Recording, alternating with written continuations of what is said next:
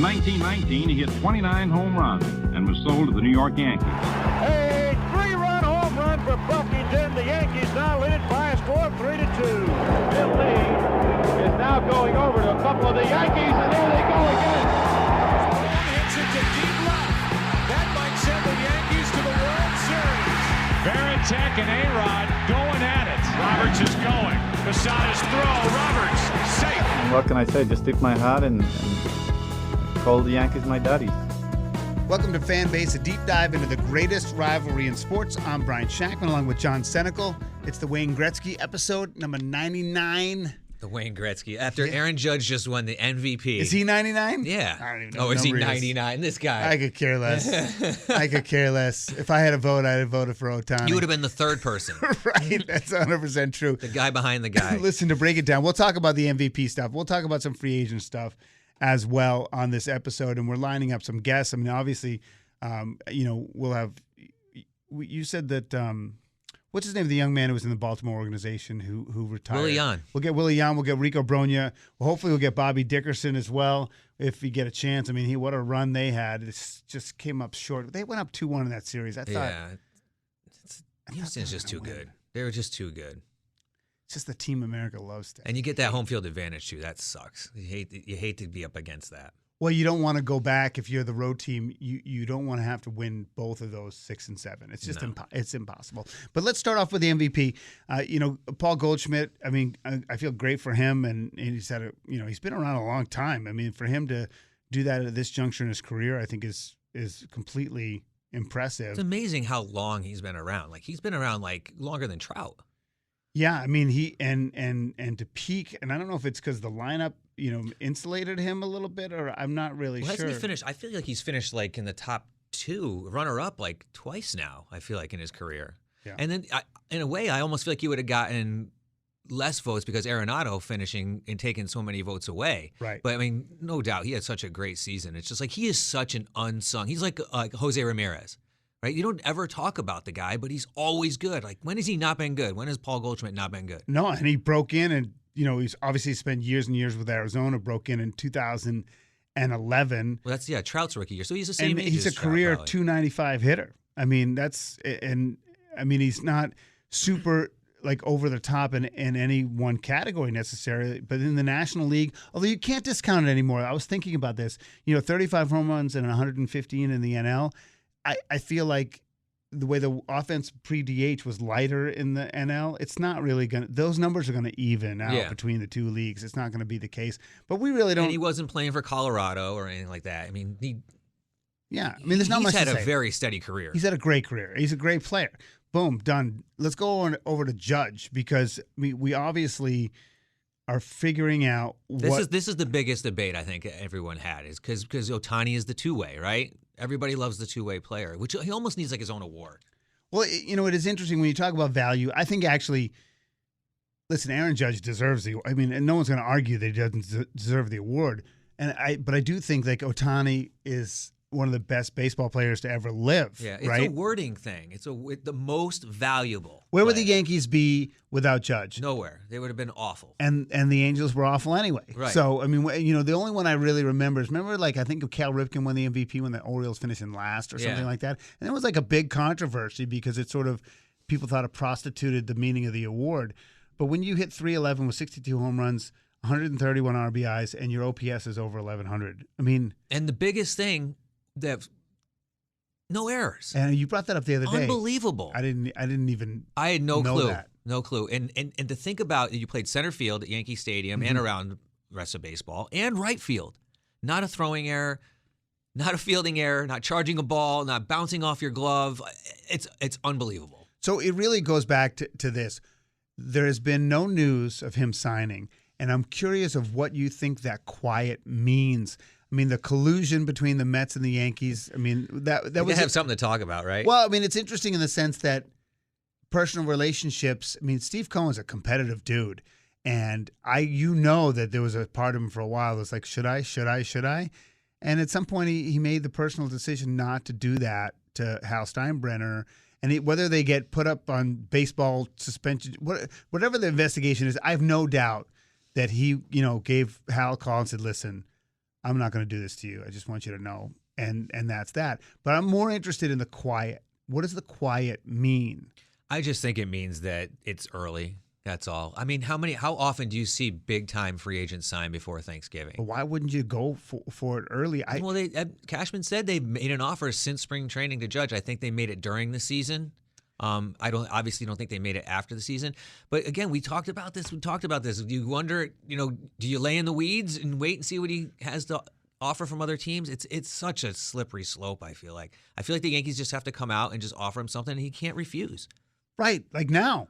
I just feel like in Rizzo, the signing of Rizzo to the 2-year deal, I mean, Rizzo is openly. I mean, for all we know, he could already be coming back to the Yankees for all we know. And it could just be a matter of him saying, like, I want to announce it in December when my family is all in this spot. I know they were sitting when they made the announcement, they're sitting in some home theater, but who knows how it works? I mean, I have such a hard time believing he is not coming back to the Yankees. I just do. I just have, like, the puzzle is so perfectly aligned for him to play and be a Yankee out in the stadium, out in the Monument Park, the whole nine. I mean, I'm just beating a dead horse here. Right. But I do think if San Francisco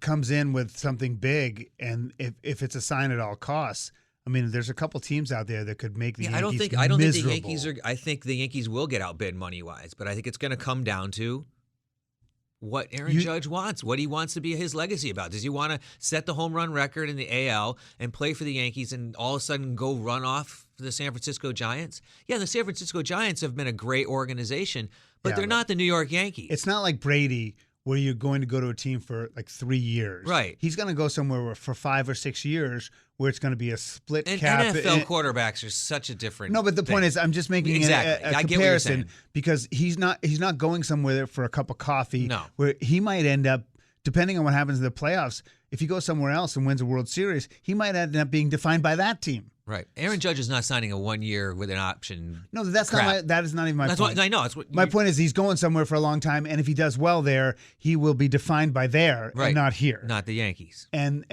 that's the problem for the Yankees. I just think that there's I don't know. When you talk about this silly money, I guess it's because maybe it's just the frugality in my mindset. Like, I just can't even Judge. Like, nobody's worth that. I just don't. And does it hurt your ability? Anybody that gives Aaron Judge a contract for 8 years, right, knows that he's not going to be valuable for probably 4 years of that deal. Right. He's just his age. He is past his prime for a Major League Baseball player. The way it's defined nowadays, a 32-year-old, about to turn 32-year-old player is past their prime. Yeah, that's right. It's just how it works. But I don't make the rules. It's just how the analytics played it out. Yeah. So they have to do it. And I'm just, I just can't stand that there's nothing really interesting. I think it's a Yankees 6 years. I would just say 6 years, $300 million. Give him $50 a year, and then hopefully maybe some options on the back end, or you give him a stake of the team. You make him the captain. Him and New York are a great fit. We all know that. He's not going anywhere. I just think putting a C on his jersey is not the same as millions. I do think that the way modern athletes work, if you go from the LeBrons, and baseball stars are not on the same level as football and basketball. They're just not. And I think the equity stake is something that would be, you don't mess around with it. You're worth $5, $6, $7 billion. And you give him a little percent If you give him 1%, that's a lot of money. We're talking, that's $50 million right there. Yeah. So there's ways around everything. But I do think that would appeal to somebody like him. That's what I mean. Like, if you want to look at yourself as like a global brand, you're a part owner in the New York Yankees for life. Exactly. And I think that's up. But what everyone made such a big deal about Jeter owning like 0.89% of the Marlins, right? Right. Imagine owning 1% of the New York Yankees. Be incredible. Yeah. And that goes to the next question before we get into anything else, which is, do you think the Steinbrenner family will ever give up the team?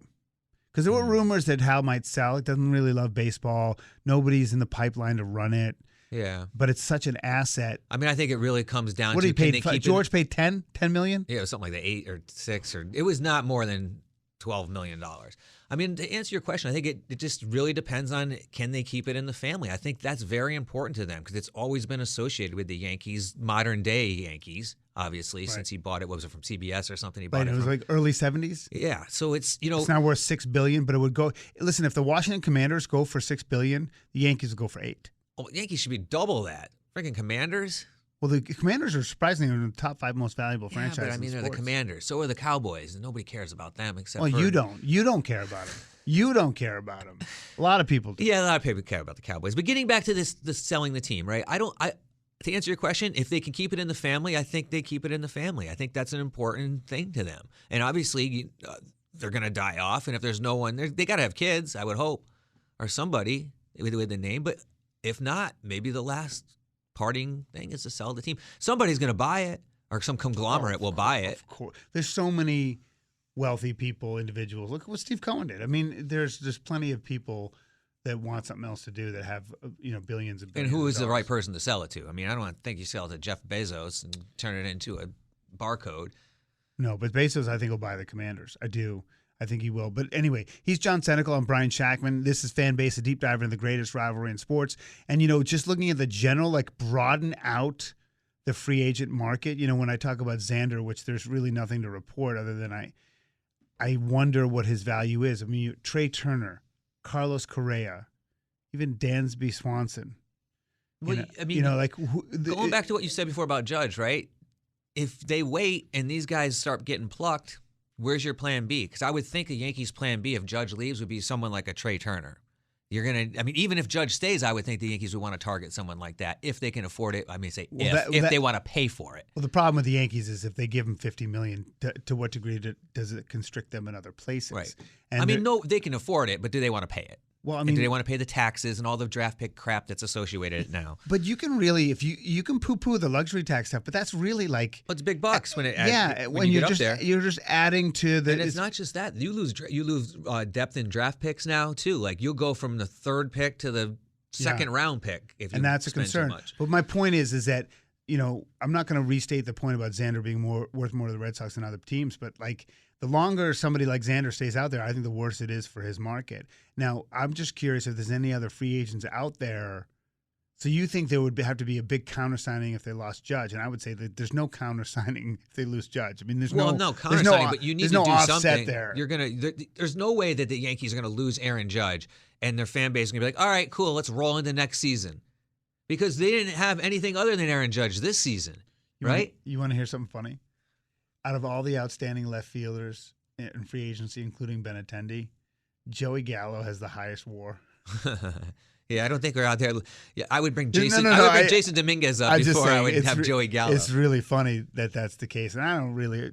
He does walk a lot, right? I'm not a huge. I'm still haven't completely converted to all the Moneyball stats, but I mean, is there anybody? Say you get Judge, and you're essentially the same team. So you have to add somewhere, and even if you bring up, 1 or 2 of the young kids, they're not necessarily going to be. Well, it depends. If you add Judge and you want to spend the money, you go after that. Trey Turner is a difference maker. You slot him in the top of your line and put him at short, and then the Yankees have versatility. You can move those other guys around or trade Glaber. Glaber's still young. I'd probably hold on to him, but you have versatility to trade. Donaldson's a thorn. LeMahieu, if he's healthy, can fill all those roles and slot around the infield. Rizzo's back for 2 more years. You got to add. Listen, I don't care about the outfielder, health. Yeah, well, you could look at Benintendi, I guess, and try to bring him back, and maybe he liked his time in New York. You could try to bring up one of your younger players. I mean, I think Florial, his ship has sailed. I mean, Jason Dominguez is probably too young for the standards. You could look in the trade market. Available like Brandon Nimmo. Brandon Nimmo is a good on-base guy. He gets on base a lot. He'd be a good choice. It just really depends on what happens with Judge. I think if Judge stays and they give him $50 million a year, that's gonna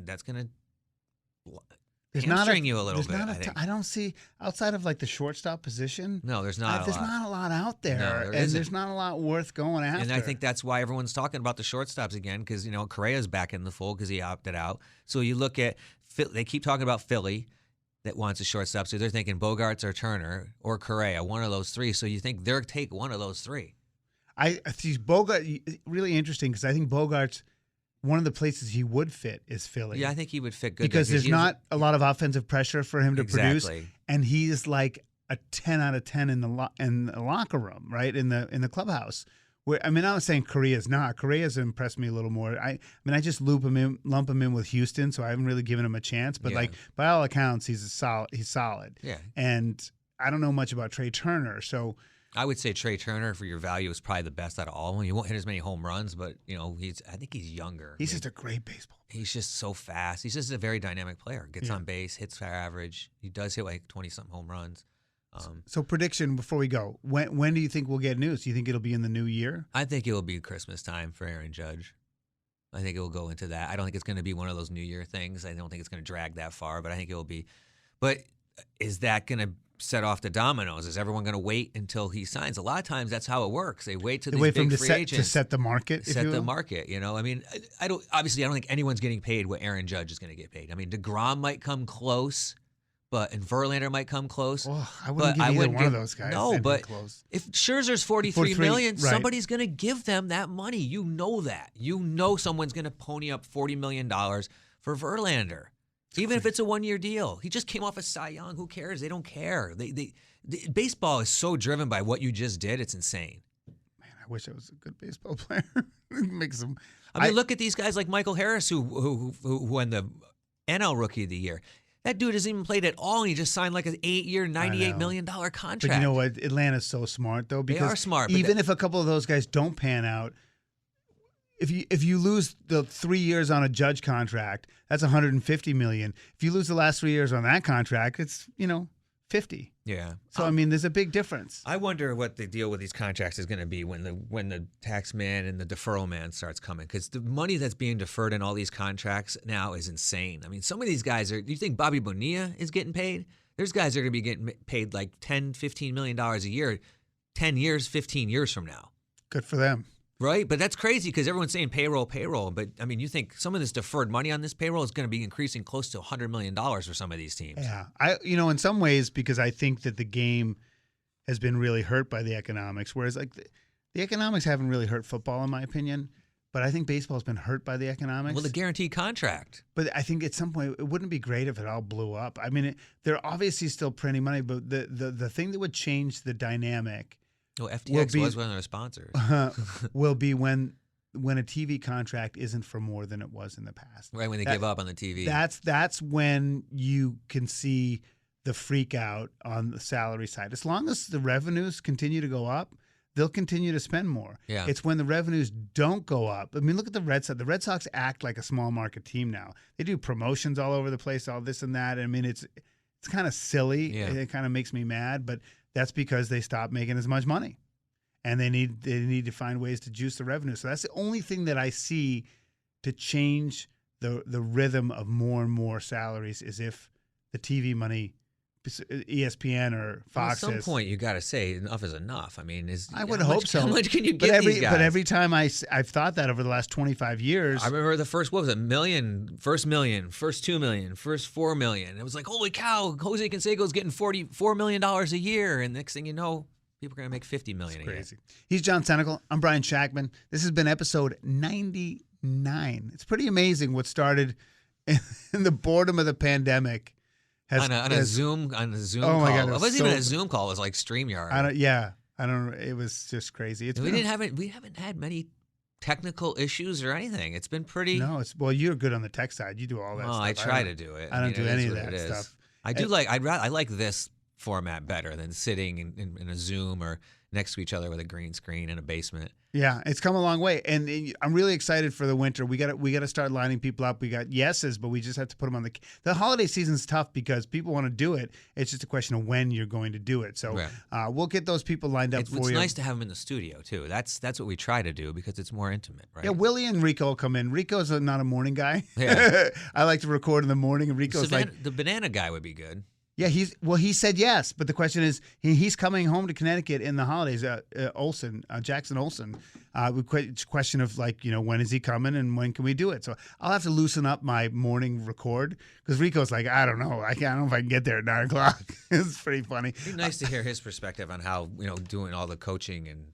Because he was doing it during the pandemic too, didn't he? I also want to talk to him about the minors and the lifestyle now that the people are paying more attention to it and getting more money because he was a bonus baby, but not a huge bonus, but he was in A ball, with money, whereas other guys were getting just the per diem and the weekly, so it's interesting how far it's come and you don't hear many players coming out and complaining, so it's interesting to see Did Right. it get better? And now they're in the Major League Baseball Players Association, which too, is in the great union, for so- them. And if they're giving $50 million Aaron Judge, I think they should be Well, it giving does more all to the trickle minors. down, right? It should. It should. It should. ideally. It should.